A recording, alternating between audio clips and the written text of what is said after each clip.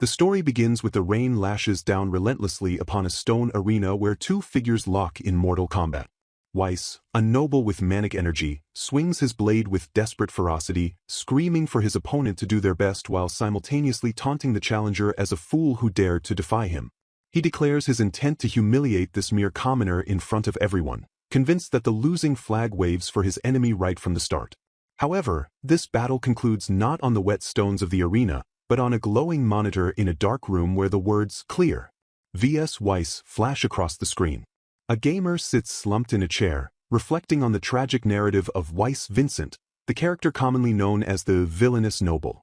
In the game's lore, Weiss loses to the protagonist Alan, spirals into ruin, becomes a servant of the Demon King, and ultimately dies after being used as a disposable shield. The scene shifts abruptly from the digital screen to a opulent reality. A young man gasps for air, his chest heaving as he wakes in a cold sweat within a grand, unfamiliar bedroom. Confusion grips him as he navigates the dark, expansive corridors of a mansion, questioning his identity and location. He stumbles upon a shocking tableau. A maid, bound tightly with ropes in a humiliating and lewd position, cowers on the floor. Standing over her with a cane raised is a young man reflected in the mirror, a young man the protagonist recognizes instantly. He freezes, realizing he was playing a game just moments ago, yet now he inhabits the body of the tormentor. The maid, trembling with fear, looks up at him, and he notes her incredible beauty despite her distress. She stammers, addressing him as Weiss-sama, which solidifies his dread. He has become the villainous noble, Weiss Vincent, the character from the school fantasy game Noblesse Oblige. Panic sets in as he recalls the game's trajectory. Weiss stands as the obstacle to the protagonist, Alan, during the school arc. After a thorough defeat, Weiss descends into madness, becoming the lowest kind of scum who abuses his power to torment the weak before meeting his gruesome end. The protagonist stares at the bound maid, identifying her as Lilith Scarlet, a character Weiss notoriously tormented. A wave of revulsion washes over him as he questions why anyone would commit such atrocities, internally condemning the original Weiss as a horrible bastard. He resolves to untie her immediately, his heart aching for the trembling girl, but hesitates, fearing that a sudden change in demeanor might arouse suspicion. He decides to feign a whim to stop the game for the day, but as he looks at her shaking form, he realizes he cannot simply leave her in pain. Recalling a hidden mechanic from the game, he extends his hand toward Lilith. He remembers seeing a strategy guide that revealed healing magic as a secret element available from the beginning, despite the developers hiding it. He chants, "Heal," and light emanates from his palms, enveloping the injuries on Lilith's neck and wrists. The wounds vanish instantly. Lilith stares in shock, unaware that her master possessed such abilities. Flustered, Weiss tries to mask his kindness, claiming he merely wanted to practice his magic and that she shouldn't get the wrong idea. To his surprise, tears stream down Lilith's face as she thanks him profusely, her gratitude beaming despite the abuse she suffered just moments prior. This reaction strikes Weiss deeply. He realizes the original owner of this body had pushed her to a point where even basic decency feels like a miracle. Overcome with guilt for the sins of his predecessor, he vows to never torment her again, apologizing softly for everything up until now. Lilith remains puzzled, unable to comprehend this sudden transformation. Later, inside the dining hall, the atmosphere is thick with tension. Zevis Aldine, the butler of the Vincent family, stands stiffly by the table, sweat trickling down his face as he awaits the young master's reaction to the meal. The original Weiss would typically complain about the taste and violently throw the plate onto the floor. Instead, the new Weiss eats quietly, reflecting on how he has treated food carelessly in the past. He breaks the silence, complimenting the seasoning as perfect. Zevis reacts with explosive emotion, declaring himself extremely honored while tears stream down his face. Behind him, the maids weep openly, moved by the simple praise. Weiss eats awkwardly, wondering if these people think he has undergone some profound growth, unaware that they are simply relieved the terror has ceased. He realizes the extent of the old Weiss's tyranny and silently promises to dispose of that cruel persona, ensuring he never makes these poor girls sad again. Weiss retreats to his strategy, analyzing his timeline. The entrance exam for the academy is 2 years away. As a noble, he is obligated to attend at age 15. In the original timeline, Weiss loses to the protagonist in the combat test, causing his reputation to plummet and negative opinions to rise, setting him on the path to ruin. He deduces that if he does not lose to the protagonist, the future might change. He resolves to avoid the path to destruction by using every ounce of his strength to prepare. This determination births a hellish training regimen. The narrative jumps forward to the training grounds, where Weiss stands trembling and exhausted before a towering woman with a fierce expression. This is Milkavidas, an S-rank adventurer whom Weiss hired using his family's connections. She scowls at him, questioning if he is taking this seriously. Weiss, barely able to stand, suggests a break, but Milkavidas coldly retorts that if he wants to be called a loser right after enrolling, he should go ahead and rest. She reminds him that he was the one who asked to be trained without mercy, forgetting his noble status. Weiss internally laments his choice, acknowledging that while Milkavidas is the strongest swordsman in the capital, she is also extremely sadistic and scary. Despite the brutality, Weiss persists. He hands Lilith a piece of paper with the word diligence written on it, explaining that it is the item she requested. The writing symbolizes his vow to do his best to the point of dying.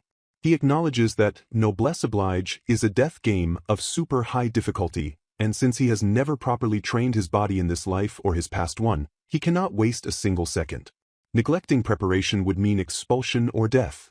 Thus begins a montage of agony. He starts every day practicing forms, followed by endless running to improve stamina. Milkavidas drives him mercilessly, shouting for him to start over again and again from morning until night. Support comes from his household. 2 weeks into the training, Zivas approaches Weiss with a meal packed with protein, tailored specifically to support muscle growth. Zivas apologizes for being a burden, but Weiss expresses gratitude, noting that injuries can be healed with magic, but physical training requires proper diet and support. Weiss pushes through the exhaustion, admitting that while he can manage the overwork, the days feel like months due to the intensity. 3 weeks into the training, as the sun sets over the mountains, Weiss decides it is time to escalate his regimen. Having adjusted to the physical demands, he summons a magic teacher, hoping for a kind instructor to balance out Milkavidas's brutality. However, the door opens to reveal Milkavidas herself, wearing a magician's hat. Weiss reacts with horror, asking why she is reappearing in the same composition. Milkavidas smugly introduces herself again, revealing she is a genius magic swordsman capable of using 2 of the 4 great magic attributes. She promises to teach him gently, but the dark aura surrounding her suggests otherwise. The magic training proves to be even more grueling than the sword training. Weiss stands under a pounding waterfall, screaming as the water hammers his body. Milkavidas instructs him not to close his eyes and to channel more magic power, ordering him to keep this up for another 2 hours. Weiss internally screams, questioning where her kindness is. Milkavidas explains that to use magic, one needs mana, and the only way to increase mana capacity is through consistent, limit-breaking training until one passes out. Weiss collapses into the water, overwhelmed. The cycle of torture continues. Weiss runs through forests, practices practical combat with wooden swords, and endures the waterfall daily. During a sparring session, Milkavidas strikes him down effortlessly, mocking his openings. Weiss hits the ground hard, but Lilith is immediately at his side, casting Heal. Milkavidas sadistically notes that having a healer turns Weiss into a good punching bag, while Lilith cheerfully encourages him to do his best. 2 months pass. Weiss sits on a stump, gasping for breath, sweat dripping from his chin. Milkavidas approaches him. She places a hand on his head and pats him gently. Weiss blushes, confused by this sudden tenderness. Milkavidas explains that this is what she meant by teaching gently. Every time he achieves a goal, she rewards him with a head pat. Weiss skeptically notes that the ratio of carrot to stick seems drastically off, feeling the reward is too small for the suffering. Later, Lilith arrives with a lunch basket, correcting him. She tells Weiss that he likely receives plenty of carrots, rewards/support, from others, implying that he isn't fighting alone. She reminds him not to forget the existence of the support role that allows him to do his best. Weiss looks at his hands, struck by a realization. He reflects on Zivas who manages his nutrition, Lilith who heals and supports him, and Milk Sensei who toughens his heart. He acknowledges that without their cooperation, he would never have reached this level of strength. A profound introspection follows. Weiss compares his current self to his past life. In his previous existence, he was a living corpse who gave up immediately, ran away from challenges, and surrendered before even trying. No one scolded him then, and consequently, no one supported him. He realizes that what he truly needed was this mix of sweet and harsh love. He resolves that he no longer wants to live just for himself. His goal shifts from merely avoiding death to something greater. He wants to avoid making Lilith and the others sad. He wants to show everyone who helped him his impressive self.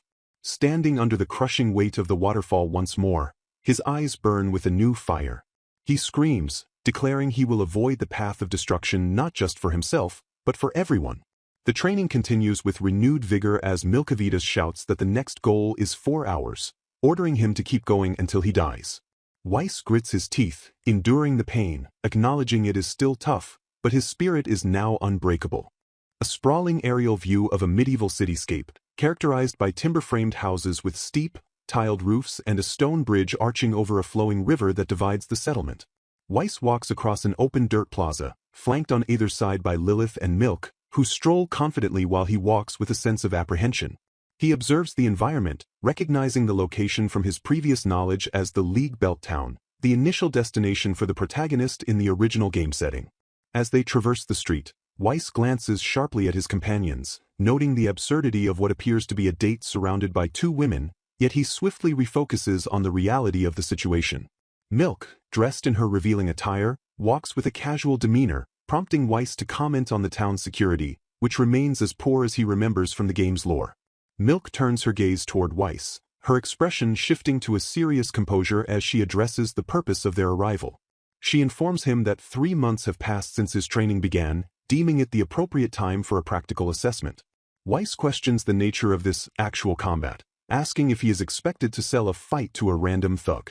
Milk narrows her eyes, a sinister smile creeping across her face as she assures him she intends to select the finest opponent for his test. Weiss sweats profusely, his unease mounting as Lilith, blushing with excitement, clenches her fists and cheers for him to fight. As the trio continues their walk, a group of 3 rough-looking men observes them from a distance. The group consists of a bald man with facial tattoos, a man with a mohawk, and a larger, muscular brute. The bald man leers at Lilith, commenting on her physique and declaring her his type. Weiss overhears their lewd remarks and grimaces, mentally categorizing the town as a den of thugs and the worst town in the region. He resolves to protect Lilith at all costs, regardless of Milk's presence. Milk, however, dismisses the thugs entirely, instructing Lilith to ignore them as they are not worth their time. Lilith agrees with a bright smile, yet Weiss senses a terrifying aura emanating from her, interpreting it as an incredible killing intent despite her cheerful facade. They arrive at the Adventurers Guild, a bustling establishment filled with rough patrons drinking and conversing at wooden tables. The atmosphere inside creates a cacophony of chatter as Weiss, Lilith, and Milk approach the counter. The 3 thugs from the street follow them inside, their leader stepping forward to challenge the kid to step outside. Weiss identifies these men as the Boudin brothers, infamous criminals whose evil deeds include rape, robbery, kidnapping, murder, and slave trading. He realizes that their crimes went unpunished due to bribes paid to the military police, who have since been arrested, leaving the brothers vulnerable. Milk confirms they are the target, stating that as extreme criminals, there is no need for Weiss to hold back. Milk leans in close to Weiss, grasping his shoulders to deliver her final instructions. She acknowledges his strong determination but emphasizes his complete lack of real combat experience. She warns him that many warriors perish due to this deficiency and advises him to get his first battle over with immediately. She cautions that in future battles, she may not be there to watch over him, implying he might face death alone if he misses this opportunity to learn. Tears well up in Weiss's eyes as he listens to her grim reality check. Milk softens her expression, offering a reassuring smile, and promises to intervene if the situation becomes life-threatening. She urges him to proceed with confidence, and Weiss feels a surge of reassurance from her words. However, the moment Weiss steps out of the guild and into the alley, he turns back to find that Milk and Lilith have vanished. A gust of wind blows through the empty space where they stood moments before.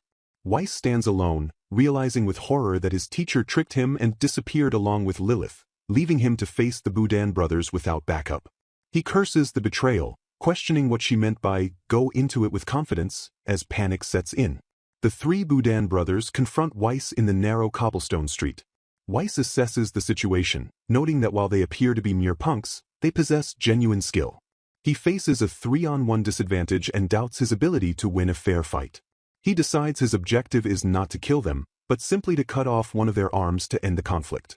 Fear grips him, but he acknowledges he has no choice but to brace himself and fight. As he stares down the trio, he recalls Milk's specific teachings about initiating combat. Meanwhile, inside the guild, Milk and Lilith sit comfortably by a window, watching the scene unfold outside while enjoying tankards of ale. Lilith criticizes Milk for deceiving Weiss, calling her cruel. Milk rests her head on the table, mumbling that she provided the necessary motivation and will intervene if things truly turn dangerous. She rationalizes her deception by stating that a practice session where the student expects rescue is not true practice. As they converse, another group of rough men approaches their table. The leader of this new group recognizes Weiss outside as the kid from earlier and realizes the women are now unaccompanied. The thugs, identifying themselves as the local band of thieves running the area, surround Lilith and Milk. They leer at the women, remarking on their luck and claiming to be short on female company for the evening. Lilith's expression darkens, her eyes becoming voids of shadow as the men encroach upon her space. Back in the alley, the tension reaches its breaking point. Weiss stands frozen as the Boudin brothers prepare to attack. Suddenly, Weiss recalls Milk's voice instructing him to move first. He remembers her lesson that the first strike catching an opponent off guard surpasses any other attack. He visualizes her words explaining that even a martial arts master dies if their neck snaps before they brace, and a mage falls if hit before erecting a barrier. Weiss realizes his habit of procrastination and indecision has held him back. He resolves to change, deciding to make decisions in seconds rather than waiting for tomorrow. Weiss lunges forward with blinding speed, his sword drawn.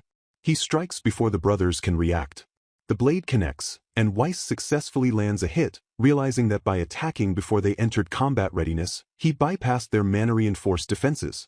He understands that had he waited for them to drag him into the alley and power up, he would have lost. The scene shifts back to the street where Milk and Lilith reappear, clapping for his success. Lilith enthusiastically awards him 200 points, while Milk, crossing her arms, gives him a score of 70. Milk explains that a truly proactive fighter would have cut off an arm inside the guild before the fight even moved outside. Weiss, panting and covered in sweat, looks at them with a mix of relief and annoyance. He notices distinct bloodstains on Lilith's clothes and questions her about it. Lilith smiles innocently, dismissing the blood as his imagination while hiding the violence she just committed. Inside the Adventurers Guild, the bartender stands with his hands raised in shock. Beside him, 3 female employees look on in horror at a pile of bound and battered bodies. The band of thieves who harassed Lilith lies defeated, beaten to the point of silence. Narratively, it is revealed that more than 20 members of the notorious thief band were arrested alongside the Boudin brothers due to Weiss's cooperation, though no fatalities occurred.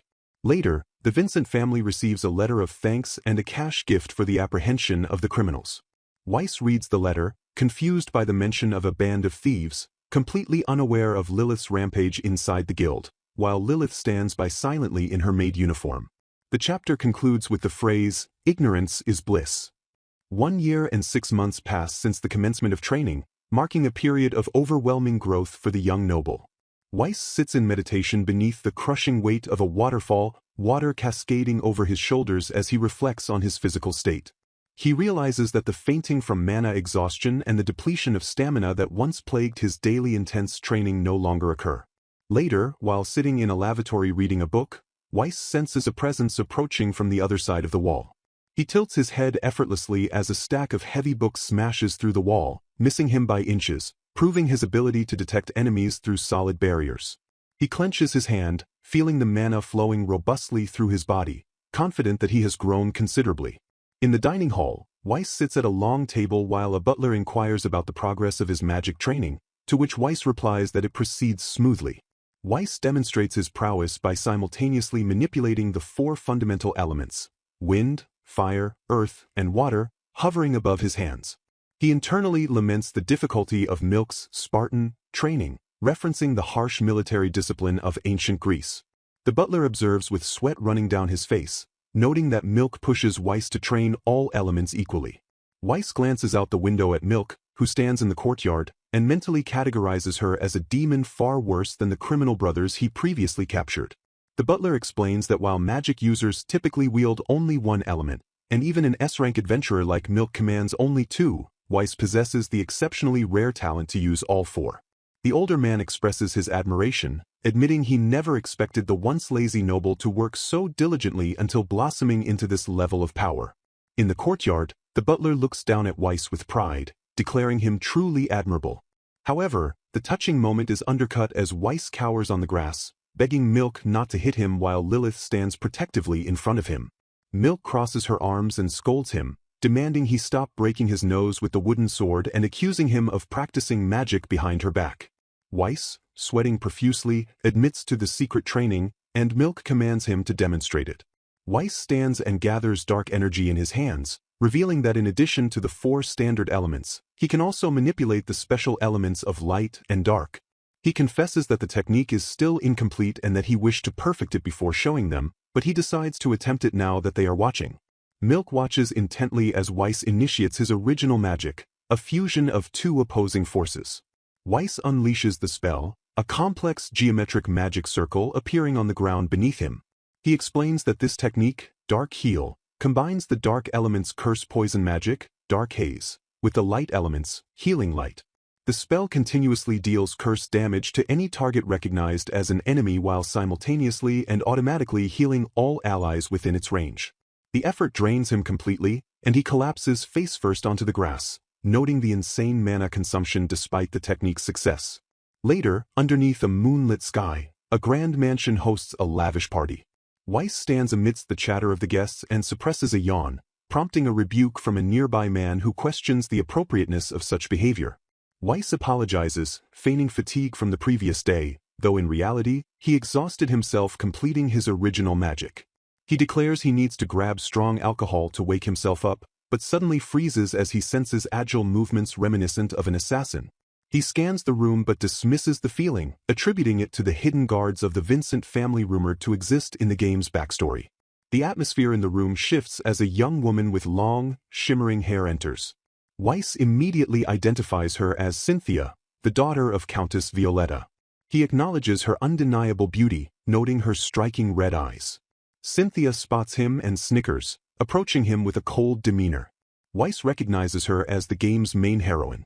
She greets him with a biting insult, telling him he looks like he crushed a goblin and turned it into muddy soup. Weiss trembles, recalling that in the original story he was hated by every character, but Cynthia hated him the most. Cynthia glares at him, her eyes dark with loathing as she confronts him about the previous Weiss's actions. She accuses him of trying to taint her with his filthy hands and using his noble title to forcefully invite her to his room. She spits out the words, "trash noble," and Weiss feels as though he could die from the sheer intensity of her hatred. He realizes that although he hasn't done anything yet, he has inherited the consequences of the original character's backstory. Desperate to avoid his destined downfall, Weiss bows deeply at a 90-degree angle in front of the entire party. He loudly apologizes to Lady Cynthia, calling his past behavior an act unworthy of a noble and expressing sincere regret. The crowd murmurs in surprise at the sight of a noble lowering his head. Weiss calculates that while he likely won't be forgiven, Cynthia is not cruel enough to trap someone who shows genuine reflection. Cynthia peeks at him with a surprised expression as he remains bowed. Weiss decides that he must withdraw immediately to prevent further damage, mentally comparing their incompatibility to light and darkness. He likens himself to Icarus flying too close to the sun, believing that a disgraced noble like him will only meet ruin if he stays near her. He turns to leave, declaring they will never cross paths again, but suddenly, Cynthia grabs his hand. Weiss freezes as Cynthia holds him back. She looks at him with a flushed face and a soft expression, completely contradicting her earlier hostility. To his utter shock, she asks if he would like to dance with her if he doesn't mind. As Weiss stands bewildered by this deviation from the plot, a frantic voice screams out a warning, "Weiss! Behind! Behind!" The narrative opens on a serene afternoon at the majestic Vincent estate, where a large, multi-story mansion stands amidst lush greenery and manicured hedges. The atmosphere is ostensibly peaceful, characterized by the refreshing quality of the tea being served and the lovely weather that bathes the scene in sunlight. Small birds chirp melodiously in the background, adding a layer of auditory tranquility to the visual splendor of the garden.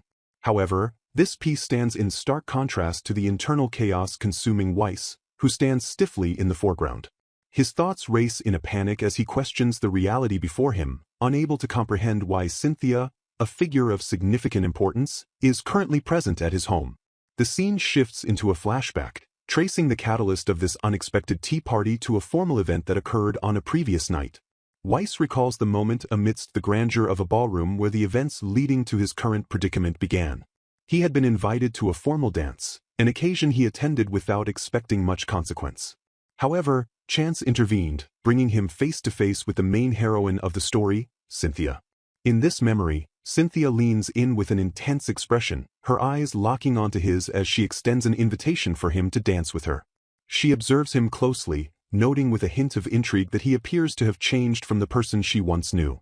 Weiss attempts to feign ignorance, but Cynthia cuts through his facade, revealing that she is actually quite informed about his recent transformation. Her perceptiveness leaves Weiss visibly puzzled, a reaction represented by the exclamation mark hovering near him. Cynthia continues to dismantle Weiss's defenses by revealing the depth of her knowledge regarding his private life. She details his daily training regimen, which he has been rigorously undertaking in preparation for entering the academy. She explains that this information reached her through rumors circulating among the nobles, suggesting that his actions have not gone unnoticed by high society. Weiss reacts with a jolt of surprise at this revelation. Cynthia then pivots the conversation to a more sensitive topic, recalling that he claimed to not remember much about that day, prompting Weiss to sweat nervously. Weiss averts his gaze, stammering a confirmation that he indeed lacks memories of the event in question. He admits awkwardly that because of this memory loss, he does not know how to properly apologize for his past transgressions. Cynthia, however, does not let him off the hook easily. She presses closer, the panels tightening around her face as she explicitly references an attempted assault incident, a dark stain on their shared history. The visual depiction of this memory flashes across the page, showing a past version of Weiss pinning a struggling Cynthia down, covering her mouth, a stark contrast to his current apologetic demeanor.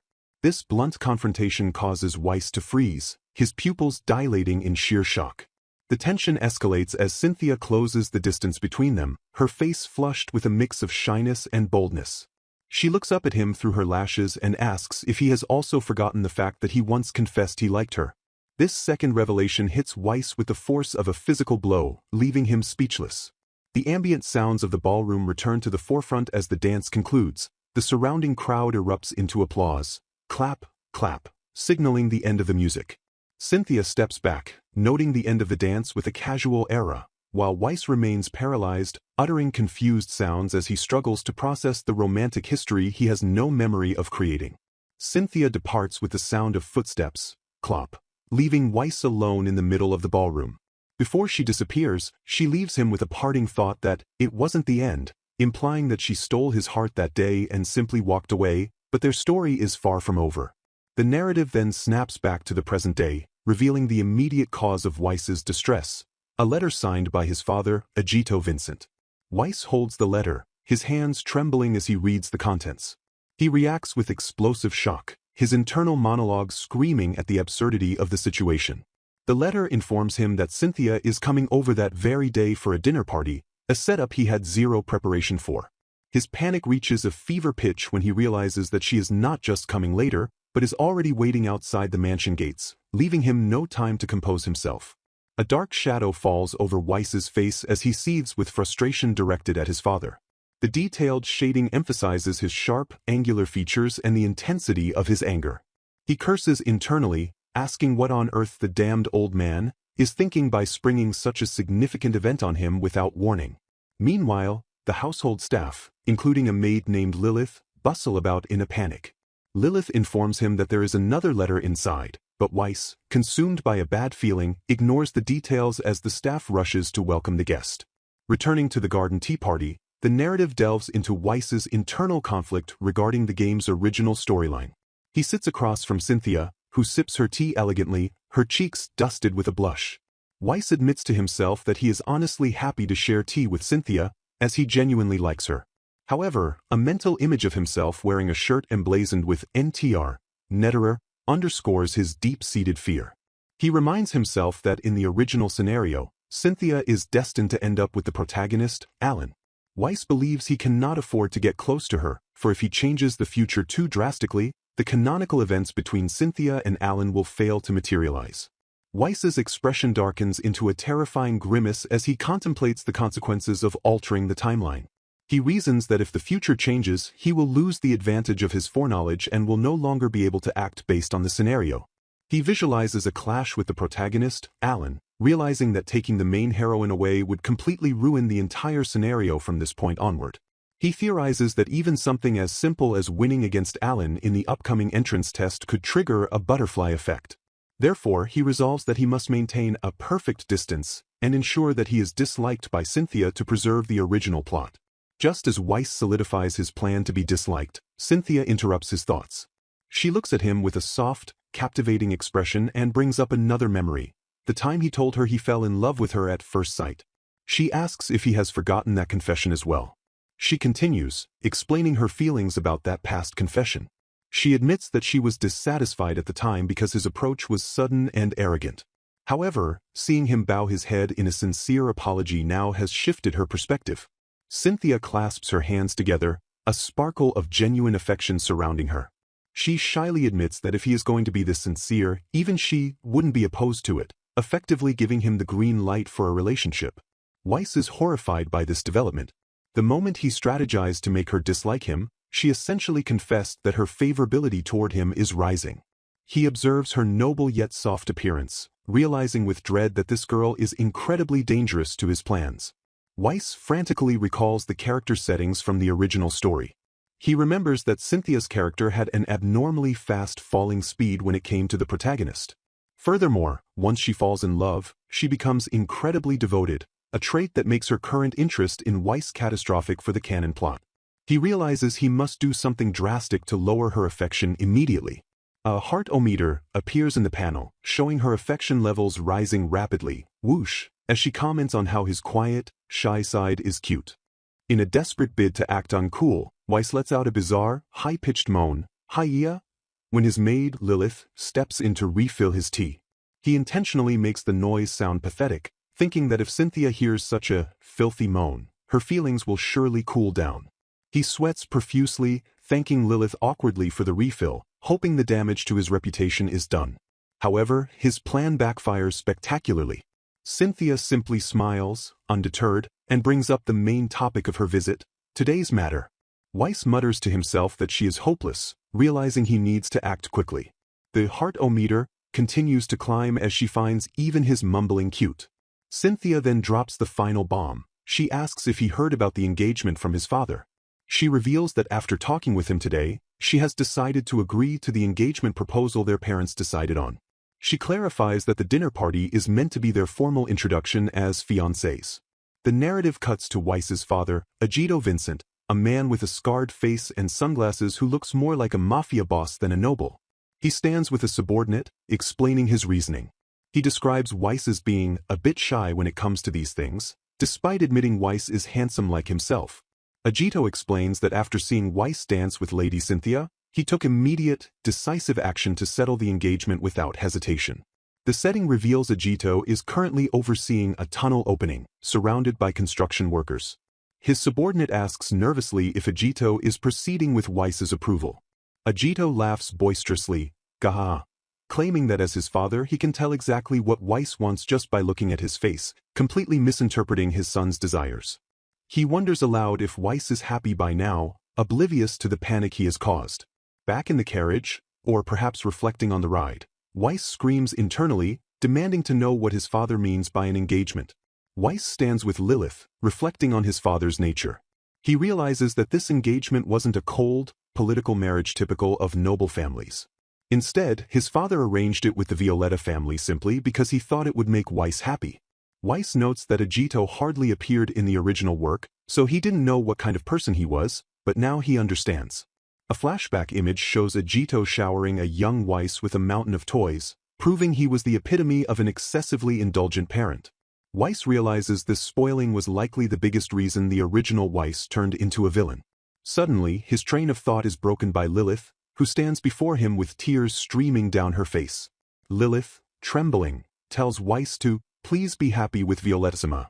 Before he can respond, she turns and bolts away with incredible speed. Weiss is left stunned, questioning what is wrong and marveling at the speed of her legs. A video game-like quest interface appears in Weiss's mind. He realizes that his daily training quota was suddenly usurped by the arrival of the young lady, but now he has a new physical challenge. He acknowledges that Lilith has been supporting him for a year and a half, and he cannot allow her to be saddened by this situation. He resolves to chase her, knowing he owes her a huge debt. Weiss turns to Cynthia and excuses himself. Surprisingly, Cynthia crosses her arms and commands him to hurry up and go if you understand, showing a level of understanding for his situation. Weiss sprints off, realizing that there is no way Lilith wouldn't be shocked by the engagement news, as she has always been by his side. As he runs, Weiss admits to himself that if Lilith hadn't supported him, he would have remained his lazy, unmotivated self. Her influence is the primary reason for his growth. Weiss utilizes his training to burst forward with a swoosh of speed, closing the gap between them. He yells for her to wait, but Lilith cries back for him to leave her alone. Weiss wonders why he can't catch up despite running with all his might, but he pushes harder, shouting that she is the reason he was able to do his best. He finally manages to grab her arm or stop her, pleading with her to listen. Lilith struggles, crying that it can't be helped because she is just a maid, while Weiss insists that it is fine. Weiss shouts passionately that she is someone precious to him, denying her claim that she is merely a servant. He explains frantically that the engagement was something his father decided on his own, not something he chose. He asks if she knows about the servant system at the Noble Academy. He explains that at the Noblesse Magic Academy where he will enroll, high-ranking nobles are allowed to have one servant assigned to them as an exception. He declares that because he trusts her the most, he plans to take her with him. Lilith slides to a halt near the edge of a cliff, the momentum of their chase bringing them dangerously close to the precipice. She turns to him, eyes wide, and asks if this means he is seeking her and if he will continue to chase after me forever. Weiss, exhausted and panting, confirms that is exactly why he is doing this. Weiss feels his consciousness fading from the exertion. Lilith, hearing his determination, finally relents. She smiles with a mix of joy and perhaps a hint of obsession, agreeing to his request. However, Lilith adds a twist to his proposal. She accepts his offer, but rephrases it, stating she will do so, from now on as Weiss-sama's mistress. As she clasps her hands in delight, Weiss notices a wooden sign next to them that reads, "Cliff ahead." The realization comes too late. Whether due to exhaustion, a slip, or Lilith's enthusiastic embrace, Weiss plummets off the edge of the cliff. Lilith calls out his name as he falls into the void. A massive column of water erupts from the river below, the splash forming a distinct heart shape. Weiss's narration takes over, resigned to his fate. He notes that Lilith promised to never tell anyone about it, calling it a secret love. He concludes that he has now become involved in an affair with Lilith. The chapter closes with Weiss summarizing his chaotic status. He is engaged to Cynthia and involved in an illicit affair with Lilith. He steels himself, noting that the entrance exam is almost here, and questions if the original game protagonist is also fully prepared. The final panel features a fourth wall break where Cynthia smiles at the audience, saying, "You're making me blush, reader," with a playful hee-hee. Time advances to the training grounds. Weiss stands alongside Cynthia and Lilith, facing their instructor, Milk Sensei. The girls have joined his training regimen, complicating his life further. Milk Sensei initiates a sparring session, pitting Weiss against Cynthia first. Cynthia draws her wooden sword, her demeanor shifting from noble lady to combatant. She activates her ice magic, sliding across the grass with the frictionless speed of a skater. She disappears from Weiss's line of sight, utilizing her signature move to attack from a blind spot. Weiss, however, reacts instinctively. He perceives her high-speed flank and brings his sword down in a bunk, intercepting her approach. The spar ends with Cynthia flustered and Weiss apologizing, though Milk Sensei notes the accidental counterattack was effective. Next, Weiss faces Lilith. He underestimates her, assuming a maid poses little physical threat. He is instantly proven wrong. Lilith moves with blurring speed, her wooden sword descending with a heavy wham. Weiss barely blocks, the impact vibrating through his arms. He realizes she possesses the skills of a trained warrior, far exceeding the capabilities of a standard servant. She presses the attack, her strikes relentless. Weiss decides to unleash his original magic. He casts Dark Heal, generating a massive, intricate magic circle on the ground. He combines this with Absolute Barrier and Dark Eye. He explains the mechanics internally. The circle inflicts a myriad of debuffs on enemies within it, slowing movement, draining mana, reducing defense, while simultaneously healing and buffing allies. Lilith, trapped within the radius, collapses as her vigor is sapped away. Weiss stands triumphant, the black hexagon of his barrier shimmering around him. He explains to the fallen Lilith that against opponents with low mana reserves, his magic is devastating. He realizes the terrifying potential of his build. He steals stats to strengthen himself, becoming a raid boss in his own right. The more enemies he faces, the stronger he becomes. He looks down at his hands, a manic grin spreading across his face as he embraces the power fantasy, declaring that he has finally found the ultimate line he always wanted to say. The narrative closes with a montage of the passing months. The seasons change as the group endures Milk Sensei's Spartan training. The misunderstanding regarding the engagement and the affair remains unresolved, creating a tense but functional dynamic. Finally, the day of the entrance exam arrives. The group stands before the imposing architecture of the Noblesse Magic Academy, ready to confront the original game's plot, with Weiss now an overpowered anomaly destined to shatter the script. The kingdom's most prestigious and brutal educational institution. The architecture is grand, featuring domed roofs and expansive courtyards lined with manicured trees, establishing a sense of order and tradition that belies the hellish training awaiting the students within. Weiss Vincent stands amidst the cobblestone plaza, his gaze fixed on the imposing structures, lost in contemplation. His reverie is abruptly shattered by a hulking student with a scarred forehead who looms over him, demanding to know what he is staring at. The aggressor, misunderstanding Weiss's idle observation as a challenge, clenches his fist, veins bulging with impending violence. Weiss, attempting to defuse the situation, stammers that he simply thought the man was really big, a comment that does little to quell the other students' rising temper. The confrontation draws the attention of the surrounding crowd. Whispers ripple through the onlookers as they recognize the silver-haired noble. They identify him not as a fellow student, but as the infamous abusive noble, Weiss Vincent. The realization strikes the aggressor with visible force. The color drains from his face as he realizes he has accosted a figure of notorious cruelty. The dynamic instantly inverts. The bully collapses to his knees, sweat pouring down his face, and begs for forgiveness, terrified of the abuse he believes Weiss is capable of inflicting. Weiss, maintaining a cold and disinterested facade, dismisses the man with a sharp command to get lost, internally noting that his bad reputation remains as potent as ever despite his efforts to reform. He dashes away from the scene, leaving the terrified student behind, his mind already pivoting to the future. 2 years have elapsed since Weiss began his rigorous training, a period of transformation aimed at shedding his villainous persona. Yet, as he navigates the academy grounds, he acknowledges the necessity of altering how the world perceives him. He resolves to be as friendly as possible, a strategic maneuver to dismantle the fear his name inspires. The narrative shifts to the entrance test itself, the crucible where Weiss intends to confront a specific individual. He spots his target in the crowd, a boy with messy black hair and an earnest expression. This is Alan, the protagonist of the original story. Alan approaches Weiss with an open, friendly demeanor, introducing himself and extending a hand in greeting.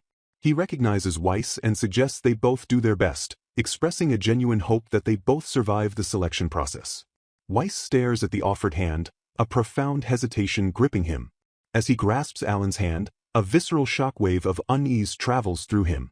It is not merely a psychological aversion. The contact fills him with an unbearable physical sense of wrongness, a throbbing discomfort that warns him of the narrative dissonance he is creating. The moment is interrupted by the Academy's warning bell, signaling the imminent start of the exam. Cynthia and Lilith, standing by Weiss's side, urge him to hurry. As the group begins to move, a girl with light hair, Cheryl Elias, steps forward to thank Weiss for helping Alan earlier, revealing that Alan had oblivious walked ahead while Weiss was entangled in the confrontation with the large student. She inquires about the whereabouts of another companion, Duke, adding a layer of fragmented connection between the disparate groups of examinees. Weiss grapples with his internal turmoil as they proceed to the preparation area. He rationalizes that his goal is simply to defeat Alan in the exam to secure his place, asserting that he holds no personal animosity toward the protagonist. He plans to maintain a friendly, albeit distant, relationship to preserve the timeline. However, his heart betrays him, restless and pounding against his ribs with a relentless, throbbing anxiety that defies his logical planning. The candidates are ushered into a locker room where they are issued special protective uniforms. An instructor explains that these garments are enchanted to reduce damage from both magical and physical attacks, a necessary precaution for the brutal combat to follow. The uniforms are hand-me-downs from former students, worn and imbued with the history of past failures and triumphs. Weiss, Cynthia, and Lilith emerge clad in the white, military-style coats. The attire fits them well enough, though Weiss complains about the lingering odor of the previous owner, a mundane grievance that grounds the fantasy setting in a gritty reality. Another student snaps at him to stop complaining, pointing out that the uniforms are too small for his own bulky frame, questioning if Weiss and his towering stature are truly 15 years old. Cynthia and Lilith adjust their collars and cuffs, the reality of their situation settling in.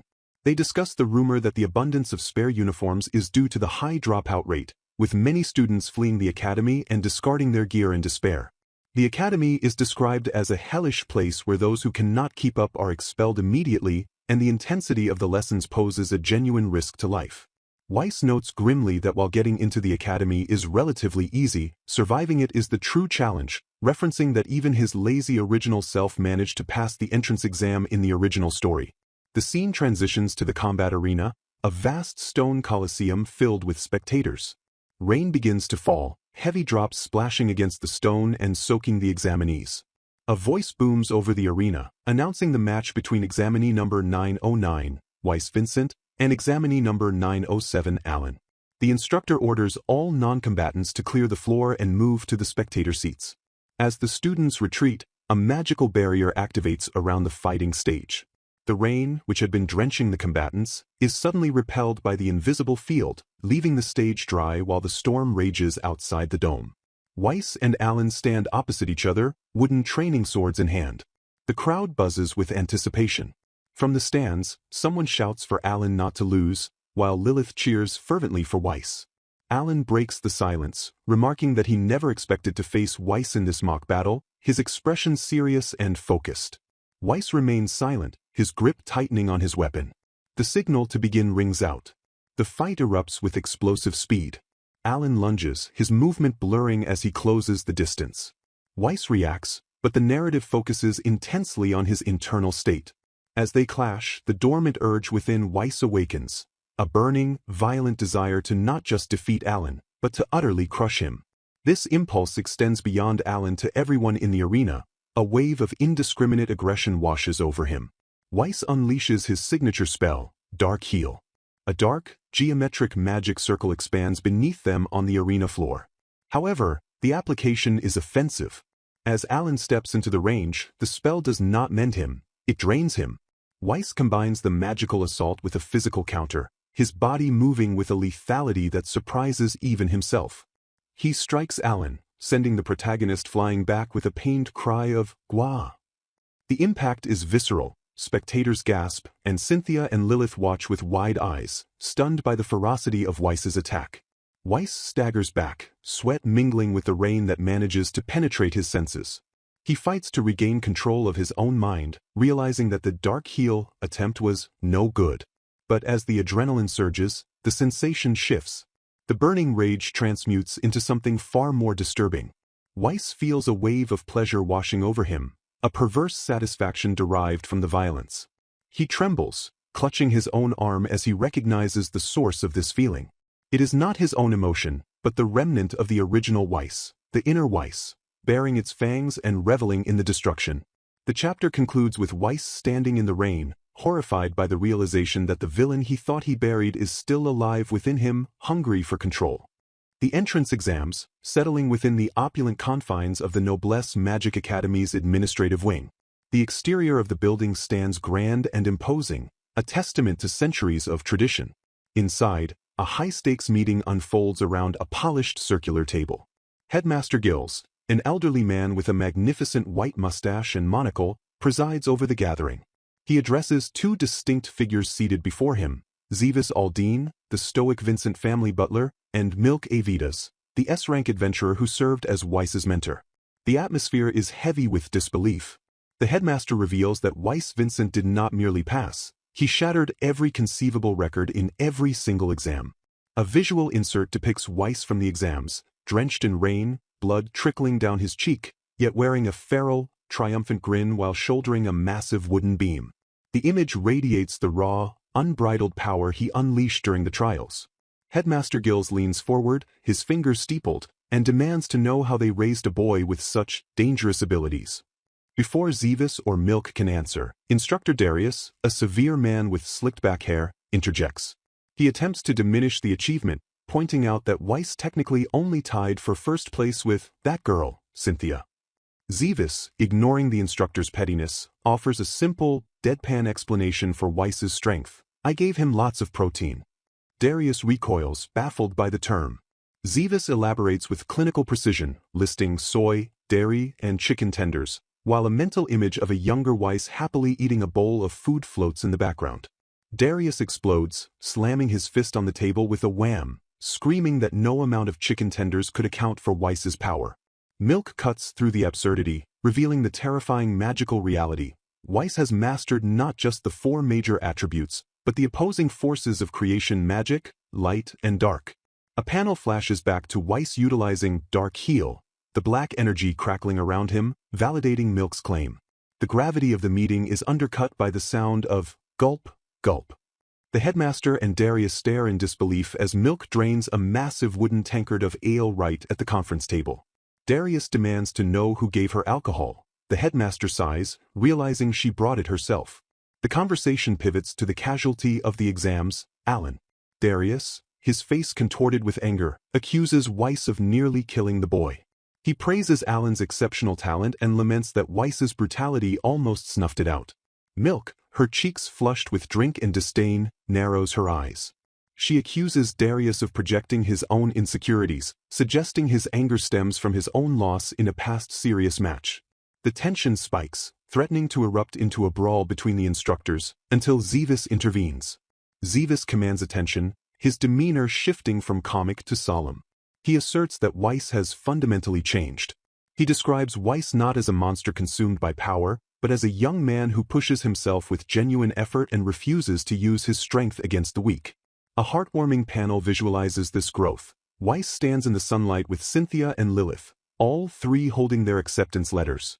Cynthia winks playfully while Lilith cheers, and Weiss looks away with a shy, albeit stoic, expression. The scene transitions to the commencement of academic life. The students, now clad in their official uniforms, sit in a tiered lecture hall. Instructor Chloe, a woman with glasses and a stern, professional air, introduces herself as their homeroom teacher. Weiss sits silently, his mind drifting back to the duel with Alan. A flashback consumes Weiss's thoughts. He recalls the sensation of his sword connecting with Alan. He successfully defeated the protagonist, but the victory tasted of ash. No matter how many times he knocked Alan down, the boy stood back up, fueled by an inexhaustible, zombie-like determination. Weiss realizes he was nearly consumed by the inner Weiss's bloodlust, almost beating Alan to death in a frenzy. He acknowledges that while he won by a landslide, the fight demonstrated the terrifying resilience of a true protagonist. He stares at the back of his hand, watching a faint light fade, contemplating the weight of the narrative force he fought against. Chloe's voice snaps him back to the present. She announces the distribution of points, a currency that will dictate their standing until graduation. She reveals that every student has been granted 1,000 points. The students check their devices or cards, murmuring in confusion. Weiss looks at his own status. The magical circle on his display glows with a different number, 2,000. The class erupts into whispers, chatter.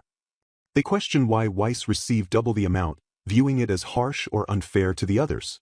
When asked to explain the meaning of these points, Chloe adjusts her glasses and offers a cryptic response. It is better to understand through experience. She orders everyone to grab a wooden sword and head to the training grounds immediately. The narrative moves to the open courtyard, where the students stand in formation, confused and armed. Chloe drops the hammer. The academy is not a place of guaranteed safety. She reveals that any student whose points reach 0 will be expelled on the spot. The chapter concludes with a brutal directive. Chloe stands before the students, her eyes cold behind her lenses, and commands them to fight until someone's points hit 0. It is an immediate battle royale for survival. Meanwhile, in a separate scene, Milk sits alone, looking melancholic. She sighs, feeling the emptiness of the mansion without Weiss. In a twist that spells future chaos, she decides to cure her boredom by obtaining a teaching license at the Noblesse Magic Academy, foreshadowing a storm brewing on the horizon. Sunlight streams through the high, arched windows of the Noblesse Magic Academy's grand dining hall, casting long shadows across the wooden tables where students in military-style uniforms gather. The air buzzes with hushed whispers, the collective gaze of the student body fixed upon a single figure, Weiss, as they murmur in disbelief about a score that allegedly shatters all previous records. Nearby, a contrasting scene of devastation plays out. Louis Mysant, a student of noble bearing, stands frozen, his world fracturing around him. In the original timeline known to Weiss, Louis was a character destined for greatness, a student boasting top-tier potential who achieved excellent grades and graduated at the pinnacle of his class. He was written as a bright, refreshing, and handsome figure, a staple of the Academy's elite. Yet, reality diverges sharply from that script. A stern female instructor holds up a magical gauge, the circular display glowing with a merciless and absolute 0. The instructor's voice cuts through Louis's shock, asking coldly if he failed to hear her, while the gauge confirms his total failure. The magnitude of this deviation from the script weighs heavily on the scene. Louis, who was meant to be a rival until the very end, has been utterly crushed and expelled on the very first day. His defeat came at the hands of Alan, a disruption that leaves Louis kneeling in the dust, his spirit broken. Elsewhere in the cafeteria, Weiss sits alone before a tray laden with a rich meal. A plate of pasta, a serving of meat and potatoes, a bowl of creamy soup and a glass of water, yet his appetite battles with his internal turmoil. He stares at the food, his mind racing as he calculates his next move in a world that has already spiraled into unforeseen chaos. His original strategy was one of caution. He intended to avoid unnecessary actions, aiming only to defeat Alan while preserving the original story structure as much as possible. He strove to play the role of the benevolent student, gaining trust slowly and carefully to maintain the scenario. However, the narrative fractures further. The main heroine has inexplicably become his fiancée, and Louis, a key fixture for the intended plot duration, has vanished from the stage immediately. A darkness wells up within Weiss, a surge of aggressive emotions inherited from the original Weiss whose body he now inhabits. This dark impulse screams at him to crush everyone around him, not just Alan, threatening to turn him into a hated figure just like the villain in the original story. His hand trembles as he grips his spoon, sweat beading on his face as he fights the urge to give in to these violent compulsions and hurt those around him. Two female students, Cynthia and Lilith, approach his table, interrupting his internal struggle. They stand before him, noticing the dark aura he radiates, and rather than recoiling, they engage him directly. One of them questions the sentiment he just projected, asking if he truly desires to crush everyone.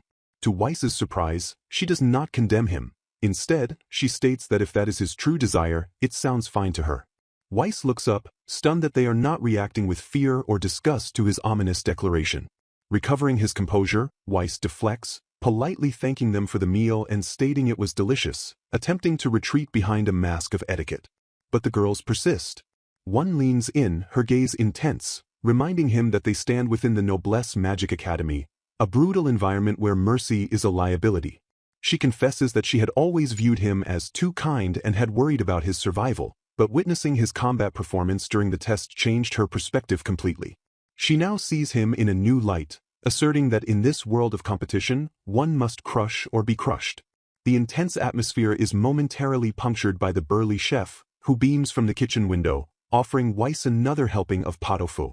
Weiss politely declines, but the girls continue their declaration of loyalty. They affirm that if they choose to stand in this harsh world of competition, they must be just as ruthless as the environment demands. They pledge their support to him, promising to back him no matter what path he chooses, though they emphasize that his own desires must remain paramount. Weiss looks at them, touched by their unexpected solidarity. He thanks both Cynthia and Lilith, admitting that speaking with them has helped put his chaotic situation into perspective, even if he cannot fully come to terms with it immediately. Cynthia, blushing, asserts that since she is his fiancée, he should at least possess the spirit to knock everyone else down. The chef, seemingly moved by the camaraderie, tears up in the background, happy that his pot au feu is being appreciated. Lilith then proposes a solution to his indecision, a coin toss. She suggests leaving his choice to fate if his mind remains clouded. Weiss considers this, realizing that since the original scenario is already half ruined and the future is opaque, he might as well let a coin decide his path. He decides that if he flips the coin, he will stop overthinking the consequences. He produces a coin. The obverse depicts the kingdom's castle, while the reverse bears the image of a dragon, a symbol of the strongest. He sets the terms in his mind, He will fight the impulse to crush everyone if the coin lands one way, and make an effort to get along with Alan if it lands the other. He flicks the coin into the air. It arcs high above the dining hall floor, spinning rapidly as Weiss, the girls, and the chef watch its trajectory. The coin hits the floor and begins to spin, wobbling as it loses momentum. Weiss stares at it, his pupils dilated, waiting for the verdict of fate. Before it can settle, he reaches down and snatches it from the ground, halting the toss mid-outcome. He realizes that relying on the coin is secondary. The act of tossing it helped him reach a conclusion on his own. Suddenly, a voice calls out to him. Alan stands at the entrance of the cafeteria, battered and bruised, his uniform scuffed from battle. He holds out a hand, returning something Weiss dropped, grinning with a mixture of friendliness and feral challenge. Despite being beaten to a pulp earlier, Alan reveals that he managed to enroll in the academy as well. He apologizes for his late greeting, explaining that his delay was due to his desire to see Weiss again. Weiss corrects him, noting that wanting to fight again is likely the more accurate interpretation of Alan's presence. Alan's grin widens, acknowledging the truth of the statement. The tension between them shifts from hostility to a mutual, competitive respect. Weiss agrees, stating that he too wishes for a rematch. The scene settles as Alan joins them, casually asking the chef if there is any more pot au feu left, cementing the formation of their strange new dynamic. The narrative shifts abruptly to the combat arena, a vast coliseum where students engage in high-stakes duels. A massive explosion of magical energy erupts in the center of the ring, a beam of destruction that tears through defenses. A student cries out as the attack connects, signaling the end of the match. A montage of defeat follows, showcasing the ruthless efficiency of Weiss and his allies. Chris Schlegel lies defeated on the ground, his magic circle shattered, the word expelled, pronouncing his fate. Another student, a muscular young man, screams in frustration as he punches the ground, tears streaming from his eyes. He too is expelled. The purge continues. Gustav Gregorio is blasted away, screaming as he faces expulsion. In a dense forest setting, Karuna Kianich hangs limp, draped over a tree branch, completely incapacitated and expelled. Nearby, Layman Kudavareta sits slumped against a rock, his hat pulled low over his face in resignation, expelled. Another student is buried up to his neck in the dirt, looking like a severed head, causing a moment of confusion for the observer. Yet another is embedded into a crater in a rock face, their name forgotten by the narrator, simply another casualty marked expelled. Weiss stands in the forest clearing, surveying the aftermath. He notes that 6 more rivals have been expelled that day, a testament to their increasing efficiency. He issues precise tactical commands to his team. He orders Cynthia and Lilith to flank the remaining enemies from both sides to draw their attention. The girls respond with a crisp "Roger" and dash into the underbrush, weapons drawn. Alan stands nearby, wiping his mouth, acknowledging Weiss's impressive leadership. Weiss, his expression hardened and his eyes glowing with determination, internally thanks Alan. He resolves that he will no longer hesitate. He vows to crush everyone head-on and tear the entire pre-written scenario of the story to pieces, forging his own path through the wreckage of the plot. The scene transitions to the quiet of the night.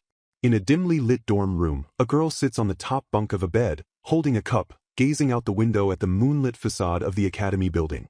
She whispers into the darkness, counting down, feeling that she is already at her limit.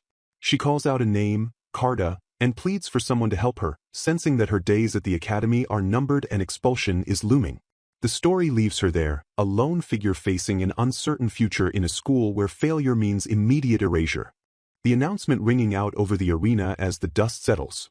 Weiss stands amidst the aftermath of the combat, his chest heaving as he regulates his breathing, while the surrounding crowd buzzes with awe at his unstoppable and fierce advance through the ranks. A month passes swiftly following the enrollment ceremony, a period marked by brutal attrition within the academy. The rigorous standards have already claimed 10 students who have been forced to drop out entirely. In a training hall, Weiss lunges forward with a wooden sword, striking down yet another opponent with a guttural cry of exertion. He acknowledges the cold reality that he is personally responsible for sending 7 of those 10 students packing. The results of this ruthless efficiency are displayed on the Academy's bulletin boards, where the rankings for the magic defense, tracking, and stealth training modules are posted for all to see. In every single field, the name Weiss Vincent sits unassailably at the rank of first place. The students gathered around the boards chatter in disbelief, unable to comprehend the gap in skill. Duke Billion, a student of noble standing, stares at the results with sweat running down his face, shouting in sheer exasperation. He questions if this is Weiss's second life, demanding to know how much virtue he accumulated in a previous existence to possess such overwhelming strength. Duke recounts Weiss's exploits with disbelief, noting how Weiss slipped past the magic threads set by Cheryl as if they didn't exist. He recalls the previous day's flag battle, where Weiss snatched the victory flag before anyone could even blink. In that same engagement, Weiss flattened Alan in an instant, securing first place in the entire year with a staggering score of 5,700 points. Alan, sitting nearby with a tray of food, admits defeat with a nonchalant smile, apologizing to his teammates for losing to Weiss yet again. He tells them not to worry about it, accepting the loss with a strange calmness. Weiss, observing the situation, reflects on his own trajectory. He analyzes the fate of the original Weiss, who was hated and brought to ruin because he vented his negative emotions in nasty, underhanded ways. The current Weiss determines that releasing those dark emotions fair and square through sanctioned matches is a valid loophole. He concludes that since he has done nothing to feel guilty about, there is no reason for anyone to hate him. The narrative focus shifts to a tense confrontation in a quiet corridor, where Cheryl, a student with glasses and a severe demeanor, looms over a smaller girl named Carta Viol. Cheryl radiates a menacing aura that manifests as a physical pressure, causing Carta to tremble in her seat. Cheryl warns Carta that if she fails to score any points in the next practical test, the consequences will be severe. Carta, terrified, whispers a meek confirmation that she is fine, though her fear is palpable. Cheryl coldly retorts that she did not ask about Carta's well-being before dismissing her. Weiss watches this interaction from a distance, calculating the deviations from the original scenario. In the original story, Carta was a character who motivated her best friend to get serious and aim for graduation, eventually leaving the academy quietly without making a mark. However, Weiss has already expelled that best friend, Chris Schlegel, altering Carta's fate significantly. Now, Carta is isolated and desperate, fueling her frustration into a hopeless situation. Moments later, two other female students corner Carta, mocking her current predicament. They laugh cruelly, asking if she even has a partner for the upcoming exam and jeering at how she lost all her points in a single match. They recount with glee how she was absolutely thrashed by Weiss, finding her last match hilarious. Weiss steps out from the shadows, interrupting the bullying session. The bullies recoil in shock, screaming his name in terror. Ignoring them, Weiss looks directly at Carta and proposes that they team up for the next exam. The scene transitions to a windswept cliff at the edge of the academy grounds, where Carta stands in confusion next to Weiss. She questions why the top-ranked first year would want to pair up with someone like her, a student on the verge of expulsion. She hesitantly points out that he already has Cynthia as a fiancée and partner. Weiss dismisses the concern, explaining that Cynthia understands that partnering with another girl is simply a strategic means to win. He recalls Cynthia's demand that he possess the spirit to knock everyone else down to become the best in the academy. Weiss clarifies that his offer is not born of pity. He lacks the time and energy to mourn every student who gets expelled. However, he states it would be a waste if Carta were to be expelled now. He reveals that he noticed her hiding nearby earlier, a feat that surprised him. He recalls thinking for a split second that it was his imagination because her presence was so faint. He praises her flying magic, noting that she controls it so well that she can go unnoticed, a skill that even skilled mages find difficult to handle. He further commends her sensing ability, pointing out that she managed to detect Lilith, who has mastered assassination techniques and was lurking nearby. Weiss speculates that her perception might even be sharper than his own dark eye skill, as she picked up on faint traces of magic he initially missed. Weiss explains the stakes of the upcoming tag battle. It is a joint exam involving all 3 school years. To win against second and third year students, he does not need a partner like Cynthia who overlaps with his own combat strengths, but rather someone with a special ability like Cartus. He tells her to feel free to take on the exam with him, noting that Cynthia will pair with Lilith instead. Overwhelmed, Carta stammers as Weiss grabs her shoulder, declaring firmly that he has decided to pair up with her. He announces that their special training will begin immediately, as there is little time left before the exam. Tears stream down Carta's face as the pressure of the situation crashes down on her.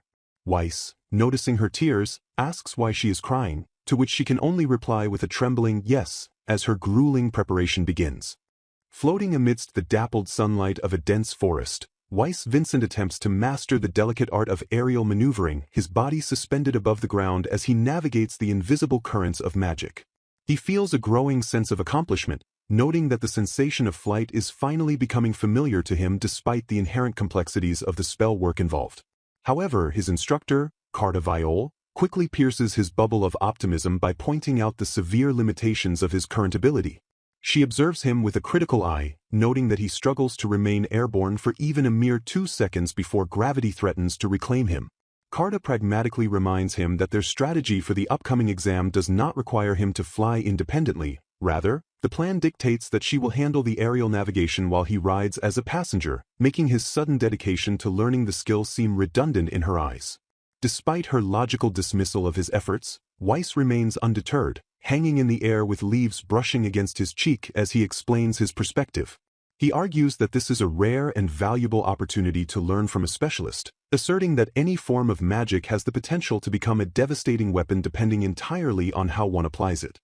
He gazes at her with a confident, slightly battered expression, insisting that there is absolutely no harm in acquiring knowledge, regardless of its immediate utility. He playfully remarks on the serendipity of the situation, noting that he happens to have a flight magic teacher named Taida right there in front of him, implying that it would be a waste not to utilize her expertise. Taida grips her ornate staff, her cheeks flushing slightly as she processes his unwavering determination and his refusal to rely solely on her for protection. Taida looks at him with a mix of concern and resolve, vowing that she absolutely will not allow him to face expulsion, her expression softening as she commits to his success.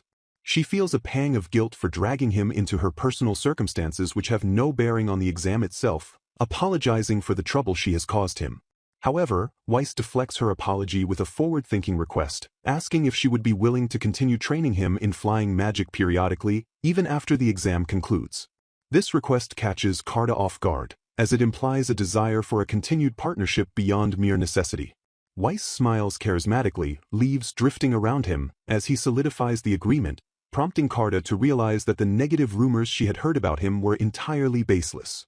She giggles softly, her previous anxiety melting away in the face of his genuine nature. Weiss stands tall in the forest clearing, confirming that he would be happy to help her in return for her tutelage, establishing a mutual bond of support between them. As Weiss walks away, Taida watches his retreating figure, her internal monologue revealing a profound shift in her perception of him. She reflects on the public image of Weiss Vincent, a lazy, disgraceful noble who coasts through life, and contrasts it with the reality she has just witnessed. In her eyes, he is a tireless worker, someone who possesses an insatiable hunger to learn and explore new concepts, akin to a true scholar of magic. This realization sparks a deep admiration within her, leading her to aspire to emulate his work ethic and character. Meanwhile, in the grand halls of the academy, Headmaster Gills engages in a serious discussion with a colleague regarding the caliber of the current student body. The headmaster acknowledges Weiss's terrifying competence, noting that his performance scores are simply unbelievable for an underclassman. He highlights the sheer scale of Weiss's dominance, pointing out that more than half of the students who were expelled were single-handedly eliminated by Weiss alone, a feat that speaks to overwhelming power. However, Gills is quick to remind his colleague that Weiss is not the only anomaly in this year's cohort, describing the rest of the students as an exceptionally talented bunch. The conversation pivots to Alan, the apprentice of the renowned Darius, whose resilience left a lasting impression on the faculty.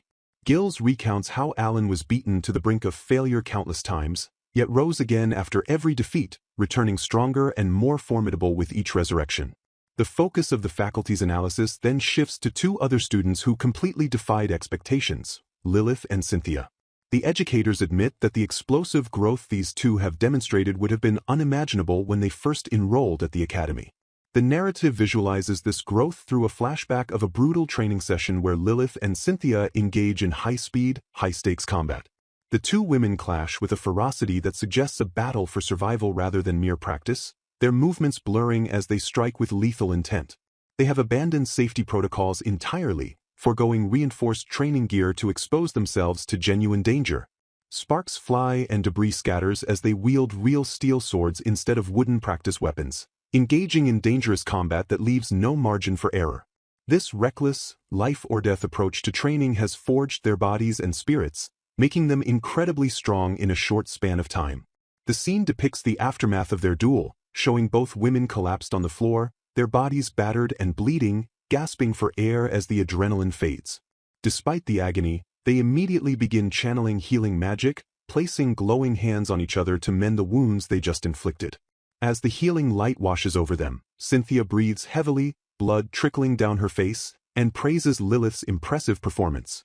Lilith denies the praise, insisting that Cynthia is the one who is truly formidable, but Cynthia cuts through the modesty with a manic, determined grin. With a wild look in her eyes, Cynthia declares her absolute refusal to remain stagnant, vowing to become much, much stronger.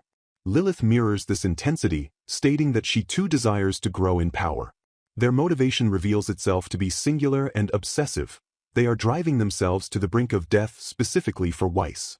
Detailed narration reveals their inner thoughts as they kneel on the ground. They refuse to be mere tagalongs who follow behind him.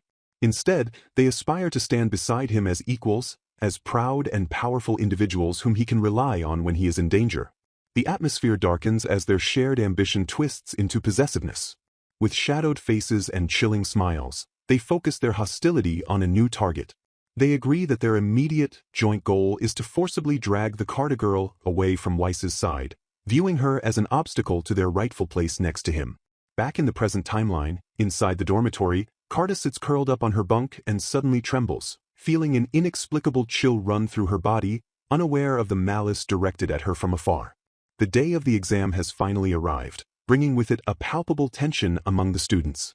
A chaotic scene unfolds outside as students decide their pairings through a game of chance, with someone shouting that it is time to leave their fate to rock, paper, scissors.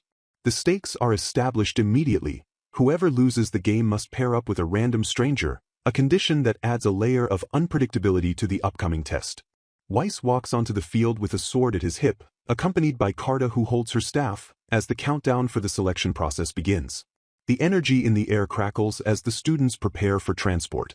An announcer declares that the next pairs will be transported directly to Mount Gariel, the designated testing ground. Weiss stands calmly amidst the magical aura of the teleportation spell, while Carta looks slightly more apprehensive. Weiss reiterates their battle plan to Carta, confirming that they will target the upperclassmen with the highest point values and take them down to secure their victory. He glances at her, asking if she is ready for the violence that is about to ensue. Carta stammers a confirmation, steeling herself for the conflict. The scene shifts to a wide, aerial view of Mount Gariel, a rugged terrain where the students have been scattered to their designated starting points. The announcer's voice booms across the landscape, signaling the start of the event. The text officially proclaims the commencement of the joint 3-year tag survival test, marking the beginning of a chaotic battle royale. In a final, detached scene, a woman, presumably a teacher or proctor, suddenly freezes with a look of sheer panic on her face. She clutches her head in realization, stammering as she remembers a critical administrative detail she had completely neglected. It dawns on her that amidst the chaos of the exam preparations, she totally forgot to acquire her teaching license for the Noblesse Magic Academy, a blunder that stands in stark contrast to the seriousness of the exam she is overseeing. The narrative closes on her frantic realization, emphasizing the importance of acting on ideas immediately. The joint 3-year tag survival test explodes into motion, the very air vibrating with the tension of the newly begun examination. The announcer's voice booms across the rugged, sprawling landscape of Mount Gariel, declaring that showtime has finally arrived. Students materialize across the treacherous, foliage-dense slopes, instantly thrown into a chaotic battle for survival where experience clashes with raw potential. Before the echoes of the announcement can even fade, the harsh reality of the exam strikes. A student screams in agony as a massive, stork-like beast clamps its beak around their torso, proving that the environment itself is as hostile as the upperclassmen. The magical notification system immediately logs the first casualties, announcing that Vivet, student number 27, and Ariel, a first-year student number 31, are unable to continue, their hopes dashed in the opening seconds. Deep within the forest, 2 upperclassmen lurk with predatory confidence, their laughter cutting through the trees as they revel in the prospect of an easy hunt. One, sporting a distinct scar across his nose, and his partner, a dark-haired student with a manic grin, stand over a magical trap they have just laid. The dark-haired student mocks the naivety of the younger students, sneering that first years are such easy targets who cannot even discern a simple trap. He delights in the idea of sending them back to the Noblesse Magic Academy in disgrace, his laughter booming as he dismisses the threat of the underclassmen entirely. His partner, though slightly more cautious, brings up the rumors of an amazing kid in this year's first-year cohort, warning that they shouldn't underestimate them solely based on their seniority. The scarred student scoffs at the warning, waving it off with arrogance. He recalls that every famous prospect from their own year turned out to be all talk, with many already expelled. He struggles to remember the name of this rumored prodigy, fumbling through his memory for the correct moniker. As he ponders whether the name is Weiss Vincent, his partner agrees, convinced that the hype is nothing more than inflated gossip. However, their complacent conversation is violently interrupted from above. Without a sound, a figure plummets from the canopy, descending with the force of a thunderbolt. Weiss Vincent crashes into the dark-haired upperclassman, driving him into the dirt with a devastating impact that renders him instantly unconscious. The system blares the elimination notice, second-year student number 10, Liddy. Unable to continue. The remaining upperclassman recoils in shock, sweat beading on his forehead as he stares at the sudden intruder who seemingly materialized from the sky. He curses, realizing too late that the ambush came from the one direction he failed to secure. Weiss stands ready, his presence commanding and intense, the star on his shoulder glinting in the dappled light. The surviving upperclassman analyzes his opponent with rapid, fearful precision, noting that Weiss cast his magic without an incantation. He identifies the spell as a basic fire spell, yet he is unnerved by the high density of magical power packed within it, grudgingly admitting that this level of proficiency is expected of a student from their academy. However, as his eyes lock onto the star insignia on Weiss's uniform, the mark awarded for achieving excellent grades, he realizes he is facing the real deal he had just dismissed. Determined not to suffer the same fate as Liddy, the upperclassman unleashes his magic, roaring for Weiss to burn to ashes. He fires a torrent of flame, but Weiss leaps into the air, defying gravity with impossible agility. To the upperclassman's disbelief, Weiss changes direction mid-air, kicking off nothing but empty space. A transparent, geometric barrier materializes beneath Weiss's boots, allowing him to ricochet through the air with erratic, unpredictable movements. The upperclassman stammers, his mind unable to comprehend the physics of the battle as Weiss bounces from one invisible platform to another. Weiss internally dissects his own technique as he maneuvers, dubbing it the unnatural wall. He reveals that this transparent barrier is formed by a complex combination of dark, light, and non-elemental magic. Although he failed to master true flying magic, this alternative technique allows him to create momentary footholds in midair. He notes the limitations. The mana drain increases with altitude, preventing high-altitude flight, and the platforms exist only for the split second he pushes off them. Yet, he acknowledges with a smirk that the effort to learn flying magic paid off, as it has vastly expanded his tactical options. As Weiss lands, another threat emerges from the brush. A student with a mohawk lunges with a sword, aiming a lethal strike. Weiss instantly deploys a hexagonal barrier, blocking the attack with ease. The attacker yells in confusion, demanding to know what kind of magic Weiss is employing. Before he can recover, a blast of energy strikes him from the side, sending him flying with a resounding boom. He tumbles across the grass, incapacitated, and the system announces the elimination of second-year student number 17, Myhit. Carta Viol floats gracefully into the clearing on her staff, apologizing to Weiss for the interference. She explains that she tried to signal him about the incoming team, but since he was preoccupied, she took the initiative to attack. Weiss accepts her explanation calmly, acknowledging the chaos of the battlefield. Carta, hovering with her legs crossed casually over her staff, asks about the barrier he just used, curious if it activates automatically. She compliments his skill but admits she was surprised he managed to take down the first opponent in a single blow. Weiss reassures her, affirming that she made the right call by intervening. Their brief respite is interrupted by a cold, analytical voice. A bespectacled student, Archimedes, steps out from the trees, dissecting Weiss's performance with clinical detachment. He critiques Weiss's abilities as high-spec but inefficient, noting that the drain on his mana prevents repeated use. His eyes narrow behind his lenses as he correctly deduces that Weiss's defensive magic is a hybrid of dark and light elements. He identifies Weiss as the top first-year student but sneers with disdain, warning him not to get cocky just because he defeated some trash. Archimedes adjusts his glasses, proclaiming that according to his calculations, Weiss's chance of winning against him is 0%. He begins to channel a dark, swirling sphere of energy between his hands, correcting his own probability assessment with manic precision.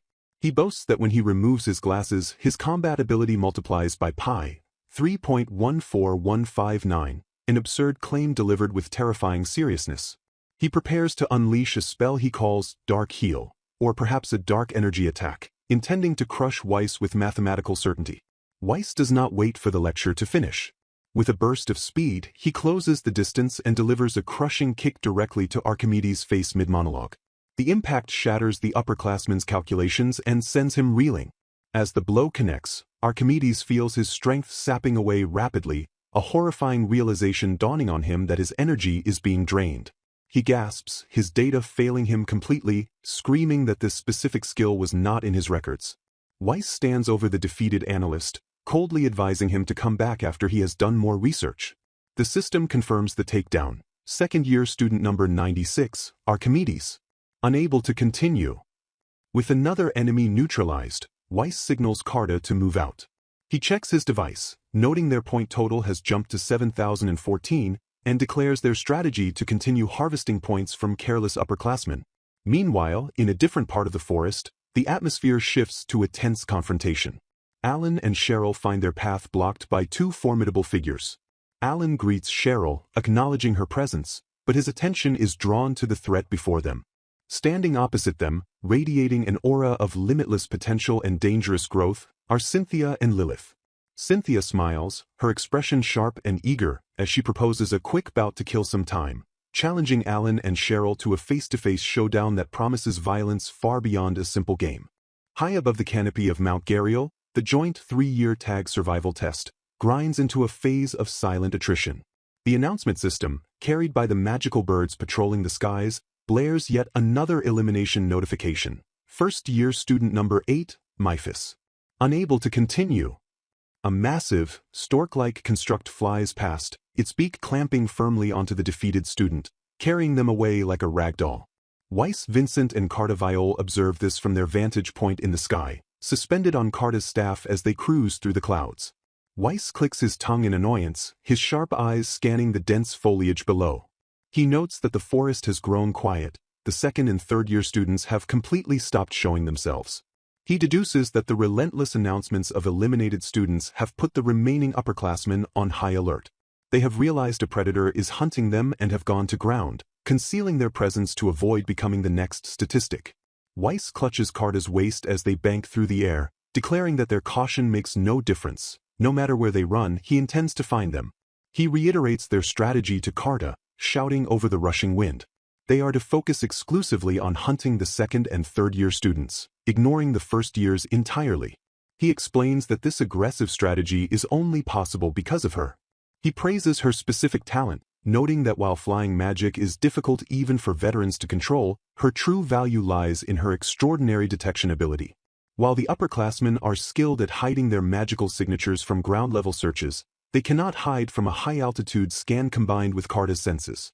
Carta spots a target, her eyes narrowing as she pinpoints a magical signature amidst the trees. She confirms that there is a third-year student hiding below. Weiss grins, outlining the tactical advantage of their aerial position. By launching surprise attacks from directly overhead, they can strike from the enemy's blind spot. He adds that the presence of the magic birds acting as announcers provides perfect cover. The students on the ground are so accustomed to the shapes flying above that they will not recognize a human threat until it is too late.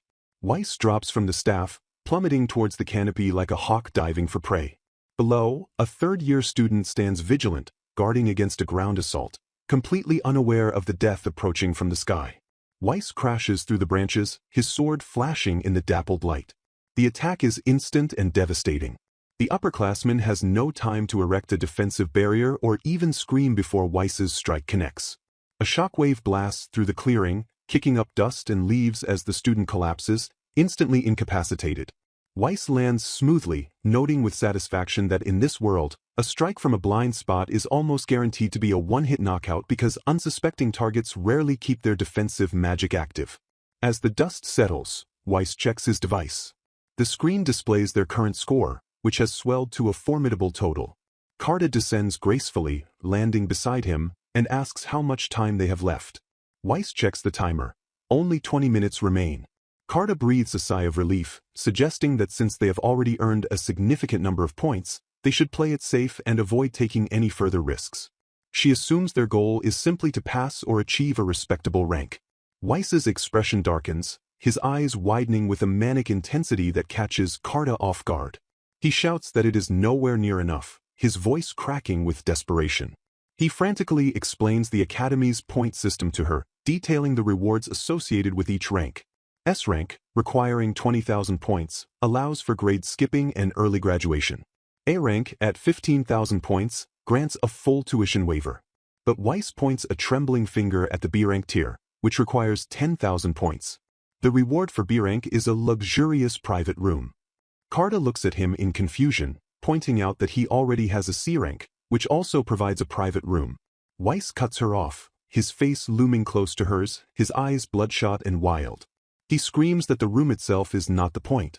The true prize, the object of his obsession, is the room service privilege that comes exclusively with the B-rank luxurious suite.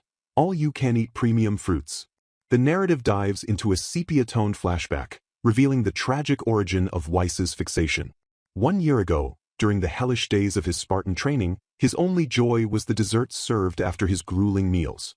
However, as the training grew harsher, pushing his body and mind to the breaking point, he gradually lost his sense of taste. The sweetness of fruit became ash in his mouth, a casualty of his suffering. Then one day, his butler Zevis prepared a special dish, a slice of the super-premium, incredibly rare, mellow melon. The memory is vivid. The moment the melon touched his tongue, his senses were resurrected. The flavor was so exquisite that it broke through the numbness of his exhaustion, reminding him of the joy of living. Back in the present, Weiss clutches his chest, declaring with the fervor of a religious zealot that he must experience that flavor once more. He reveals that his motivation for hunting the upperclassmen, for taking such extreme risks, was never about academic prestige or proving his strength. It was entirely, solely, to secure the points needed to eat mellow melons until he bursts. He turns his puppy dog eyes on Carta, begging for her cooperation until the very end. Carta stares at him, stunned into silence. She had thought his unusual motivation was due to a burning desire to prove himself as a mage, or perhaps a noble ambition to surpass his limits. The revelation that he is fighting like a demon for fruit leaves her flustered and speechless. Internally, she panics, realizing that her family actually grows mellow melons. She wonders with a mix of hope and dread if telling him this would cause him to come visit her home, her face flushing red at the thought. Suddenly, a terrifying sensation washes over Carta, snapping her out of her romantic delusion. She freezes, her instincts screaming danger. The air grows heavy, vibrating with an oppressive magical pressure that makes the very atmosphere tremble. She stammers, warning Weiss that they need to leave immediately. She describes the source of the pressure as a true monster, something that defies logic. Weiss, however, is already staring in the direction of the threat, his sword drawn, his expression shifting from obsession to cold, calculated focus. In a sunlit clearing ahead, sitting serenely on a tree stump, is a young woman with long, flowing hair. Small birds chirp and land on her fingers, unaffected by the terrifying aura she radiates. She sips tea, the picture of elegance and tranquility amidst the battlefield. It is Eva Everil, a second-year student known as the true last boss of the Academy. Weiss recognizes her instantly. She is a game-breaking bug, a character from the original game whose strength was so overwhelming that no player could ever defeat her. She is an anomaly, an official cheater, who grew bored of Academy life because no one could challenge her. Carta begs Weiss to retreat, sensing that this opponent is impossible to beat. But Weiss ignores her warning. He sees not a monster, but a treasure trove of points that will secure his B rank. He charges straight at Eva, his speed exploding as he closes the distance in a blink. Eva looks up, her eyes narrowing with amusement as she senses the intruder. She smiles, a predator acknowledging a worthy challenger, and greets him by name. She seems delighted to receive an invitation to battle from the famous Weiss Vincent. Weiss does not hesitate. He knows he cannot hold back. Facing the strongest character in the game's history, he resolves to give everything he has. He calculates that he has only 10 minutes left in the exam, just enough time to defeat her and bring this arc to a close. He lunges, his sword swinging with lethal intent, screaming that if he is going to fight her, it has to be now. Eva stands to meet him, her smile widening into a battle-hungry grin as their magical energies collide. Meanwhile, In a different sector of the forest, another battle reaches its climax. A blast of wind and magic tears through the trees. Cheryl lies unconscious on the ground, defeated. Cynthia stands over her, her expression apologetic but firm, asking Cheryl not to take it personally. She turns her gaze to the last standing opponent, Alan. Cynthia and Lilith, having cleared the field, focus their predatory intent on Darius's apprentice. Cynthia taunts him, stating that he is the only one left. She declares that by defeating him, someone even Weiss couldn't completely beat, Weiss will finally be forced to acknowledge them.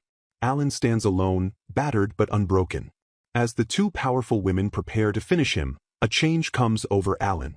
His posture shifts, and a new, intense energy begins to radiate from him, suggesting that the pressure of the moment has triggered an awakening within him. The stage is set for a final, desperate clash. The exam reaches its cataclysmic conclusion amidst a landscape scarred by devastating magical energy. Flames and smoke billow across the fractured earth, the ground itself torn asunder by the intensity of the duel. Standing amidst the destruction, Eva Everill remains poised and largely unbothered, her long hair flowing behind her as the chaotic winds settle. Opposite her, the young swordsman Alan stands with his blade drawn, his chest heaving as he gasps for air, sweat drenching his exhausted features. Eva breaks the silence, noting with a tone of casual superiority that the exam is officially over. She peers at her opponent, accusing him of clearly holding back during their engagement. Alan, struggling to maintain his composure, retorts between breaths that she is one to talk, pointing out that she forced him to resort to using magic despite his initial reservations. The ground beneath them continues to crackle with the residual energy of their clash. Eva acknowledges his effort with a faint, enigmatic smile, conceding that he is not bad. She glances away, noting that their time is up. Alan stares at her, his mind racing as he processes the immense gap in their capabilities. He recognizes Eva Everill as a monster of strength. Internally, he reviews the desperate gambits he employed during the fight, realizing he played every single card he held in his hand. He utilized Dark Heal to recover, Dark Eye to perceive her movements, and even his Absolute Barrier to withstand her assaults. Yet, as he looks at her retreating form, the crushing reality settles in that not a single one of those high-level techniques worked on her effectively. Eva turns her back to him, walking through the debris field with a relaxed gait, admitting that she had been getting bored of the academy. She confesses that she had originally intended to quit immediately after this exam concluded. However, her demeanor shifts as she pauses, the battle having sparked a new interest within her. She turns her head slightly, fixing Alan with a piercing gaze, and declares that she has taken a liking to him. Because of this newfound intrigue, she decides to stick around the academy a little longer, altering her plans entirely based on his performance. A sudden, magical phenomenon overtakes the battlefield as a voice announces that all students will now be sent back to the Noblesse Magic Academy. A young female student, riding a staff like a witch's broom, glows with radiant energy as the teleportation magic activates with a loud shushing sound. Massive pillars of light erupt from the ground, engulfing the participants and whisking them away from the exam site in an instant. Back at the academy grounds, the students rematerialize. Among them, Carta clutches her staff tightly, tears of sheer relief streaming down her flushed cheeks as she realizes she has successfully avoided expulsion. The narrative confirms that Eva has chosen to remain at the academy, a decision that signifies a major change to the predestined scenario. The atmosphere buzzes with the chatter of the returning students, the air filled with the noise of their collective relief and excitement. However, the mood is not celebratory for everyone. A dark ripple of gossip spreads through the crowd as students notice the state of the top contenders. Disbelief washes over the student body as they whisper that Cynthia and Lilith were defeated. The shock is palpable, with students questioning who on earth could have possibly achieved such a feat against two of the academy's strongest. In a secluded grassy area, the reality of this defeat plays out in a somber scene. Cynthia and Lilith, both battered and bruised, hold on to each other for support. One of the girls apologizes profusely to Lilith, her voice heavy with guilt. She laments that she got so caught up in the arrogance of thinking she had grown stronger that she lost sight of the danger. She feels responsible for the result, believing she tarnished Cynthia's impeccable battle record. She cries, admitting that her weakness not only caused their loss but also dragged her partner into suffering. Lilith, showing grace in defeat, embraces her friend and refutes the apology, insisting that she is the one who should be apologizing, displaying a deep bond between the two despite the humiliation of their loss. Elsewhere, the tension of the exam's aftermath lingers on the faces of the male students. A dark-haired student stands with a look of devastation, blood trickling from his lip and his eyes wide with the shock of a crushing reality. The narrative voice reveals a singular, burning desire, the intent to win against Alan. This rival stares intently, his ambition thwarted. Beside him, Alan, the light-haired victor of his own battles, wears a complicated expression, sweat running down his face as he processes the events. The scene captures the stark contrast between the victor and the defeated. The dark-haired boy looks hollow and broken, while Alan smiles with a sharp, almost predatory edge, the adrenaline of the exam still coursing through him. This moment marks the official close of the joint 3-year tag exam. In the days that follow, normalcy, or a semblance of it, returns to the students' lives. The protagonist, Alan, gains a life of luxury following his performance. He is shown relaxing in an opulent room, sitting on a lavish canopy bed adorned with heavy drapes, bathed in the soft glow of success. The narration confirms that soon after the exam, he was promoted to B rank. For a fleeting period, it seems as though peaceful days have returned to the academy. The students are back in their lecture halls, sitting in rows at their desks, the sunlight streaming in through the large windows. Yet, beneath this veneer of peace, Alan feels a lingering dissatisfaction. He admits to himself that competing against lower-ranked students has started to feel unsatisfying, the thrill of the challenge absent from his daily routine. Every day remains a constant competition, but the stakes feel diminished. This mundane routine shatters abruptly in the classroom. The instructor standing at the podium announces that she would like to introduce a guest instructor to the class today. The door rattles open, drawing the attention of every student in the room. A woman with long, sleek hair and glasses enters, her presence immediately commanding the room.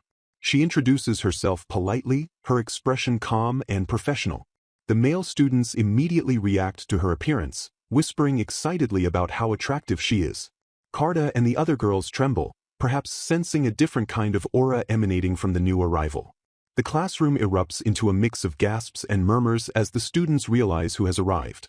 However, for Alan, this introduction triggers a violent, visceral reaction. As he stares at the new instructor, his composure completely disintegrates. His eyes widen in horror or perhaps a surging, uncontrollable rage. The world around him seems to warp as a physiological response overtakes him. He describes his vision gradually turning red, suggesting a descent into madness, berserk fury, or the triggering of a profound trauma. Sweat pours down his face, and his pupils dilate, the peaceful academy life instantly replaced by a sudden, internal crisis brought on by the sight of this mysterious woman. The atmosphere in the lecture hall shifts abruptly as the new instructor takes her position at the podium, her presence commanding immediate silence. She introduces herself as Milk Avidas, stating flatly that she will be in charge of their combat training starting today. She exhales a short, impatient breath and opens the floor, asking if there are any questions. Duke Billion, displaying a lack of situational awareness, immediately raises his hand and asks why she ended up coming here as a substitute. Weiss watches this unfold with a look of abject horror, his internal thoughts screaming at the absurdity of Milk Sensei's presence. Beside him, another student whispers a congratulation to Duke for asking the question everyone was thinking. Milk's expression remains icy as she shuts down the inquiry, telling him to shut up and not ask such pointless questions. A ripple of unease moves through the seated students as they murmur about the woman's abrasive personality. Instructor Chloe steps in to salvage the explanation, adjusting her glasses as she addresses the class. She clarifies that the academy is currently suffering a shortage of instructors. She explains that following the recent tag test, the upperclassmen have become fired up, refusing to let the underclassmen look down on them, and have thus demanded extra combat training outside of regular classes. This surge in demand necessitated hiring additional staff, leading to Milk's arrival. Milk, however, ignores the general explanation and zeroes in on Weiss. She stares him down, accusing him of thinking something unnecessary. Weiss flinches, sweat bursting from his pores as he stammers a denial, claiming he was just zoned out for a moment. Internally, his mind races in panic, terrified that she divined his thoughts so easily. Milk accepts his flimsy excuse with a sadistic decree: he will perform push-ups. The scene transitions violently to a rugged mountain range, the peaceful classroom replaced by a grueling physical trial. Weiss struggles on the rocky ground, his arms trembling as he executes push-up after push-up, his breath coming in ragged gasps. Milk stands over him, arms crossed, observing his form. She comments that he seems to have improved quite a bit over the past few months. Then, dropping the formality, she addresses him directly, noting that it has been a while. Weiss. Weiss strains under the exertion, letting out a pained groan as the weight of his situation crashes down on him. He agonizes over his fate, questioning if she came to this academy specifically to bully him. Nearby, other male students jog past, whispering in confusion about the substitute teacher's fixation on Weiss and his unusual compliance. Milk catches their whispers and turns her terrifying gaze upon them. Her eyes narrow into slits of pure malice as she bellows at the joggers, asking if they call that pathetic shuffle running. She sneers that the academy is full of spoiled brats and issues a new command: they will keep climbing the mountain until sunset. The students, including a horrified girl clutching her chest, scream in collective despair as their training descends into a hellish marathon. The narration reveals that with Milk's arrival, the combat training class transformed into a nightmare, causing everyone to tremble in fear whenever a training day approached. Yet, amidst this suffering, the students learn that even deserts have oases. On a bright, sunlit day, the male students stand gathered around a large, pristine pool. They whisper among themselves, confused and wary, wondering what twisted scheme Milk has planned for them now. A voice cuts through their murmurs, apologizing for the wait. The boys look over and their jaws drop. Silence descends instantly. Milk stands at the pool's edge, wearing a revealing bikini, flanked by female students also clad in swimwear. She announces that today they are conducting water training. The sight of the instructors and classmates in swimsuits sends the male students into a roar of primal excitement. Milk watches their reaction with a look of utter disdain, dismissing them as stupid brats. The water training session escalates into a spectacle of strategy and physics atop the floating platform. Duke Billion roars from the sidelines, praising Weiss's performance as exactly what he expected. On the unstable platform, Weiss and Eva clash, but Weiss executes a calculated maneuver. He explains his methodology mid-combat, stating that by adjusting his balance, he can manipulate the platform's movement to cause a specific rhythmic disruption. This adjustment triggers a violent reaction from Eva's anatomy. Her chest bounces with significant force, accompanied by a heavy sound effect. The sudden shift in momentum and balance proves too much, and Eva loses her footing, plunging into the water with a massive splash.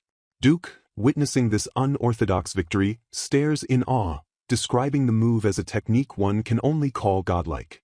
Duke continues his fervent praise, shouting that he was so wrong about Weiss and thanking him profusely for the display. He declares Weiss the best and amazing. However, the admiration quickly sours as the reality of Weiss's tactical perversion sets in. Duke's expression flattens into deadpan realization, acknowledging that Weiss is indeed a scumbag. A female voice in the background reinforces this sentiment, muttering that boys are the worst. The chaos dissolves into a free-for-all as the male students dive enthusiastically into the pool, shouting Weiss's name in solidarity. In the aftermath, Weiss is seen drowning or exhausted in the water while Eva flails nearby. The narrator grimly notes that water training was never conducted again because the instructor, Milk, reached her breaking point with the boys' antics. The scene shifts to the academy cafeteria, where Carta sits alone at a long table. Two female bullies approach her, mocking her solitary state. They sneer that since Weiss has Cynthia with him now, Carta has been discarded. Carta attempts to deflect with a self-deprecating laugh, claiming she would only get in the way if she joined them. The bullies press their advantage, accusing her of only avoiding expulsion previously because she leeched off Weiss. Suddenly, a loud slam resonates through the hall as a tray hits the table.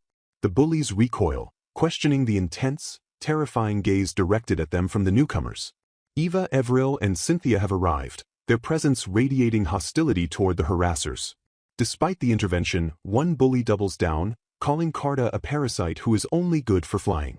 She threatens that without Weiss's protection, they will ensure Carta's expulsion.